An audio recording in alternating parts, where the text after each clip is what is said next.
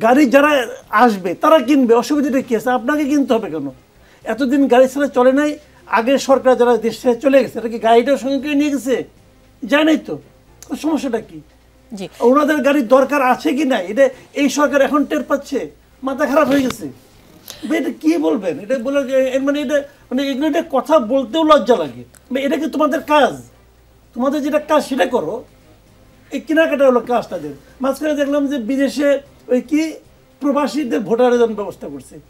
এখন 50 কোটির উপরে হলে পরে একদিকে পাস করতে হয়, এই জন্য 49,43,00,000 টাকা বাজেট, মানে একটু কমাই দিচ্ছে তাদের নাকি ইমিডিয়েট পাস করা যায়। ওখানে আবার 30 জন পরামর্শক, প্রবাসীদের ভোট কীভাবে নেবে এই জন্য পরামর্শগুলো 30 জন, তার জন্য বাজেট হলো 15 কোটি টাকা। মানে এটা হরিলুট শুরু হয়ে গেছে। হিসাবটা বেশ ক্লিয়ার। এগুলো নিয়ে এখানে নীতি নৈতিকতা খুঁজতে যায়েন না প্লিজ। টায়ার্ড হয়ে যাবেন, এক পর্যায়ে পাগল হইতে পারেন।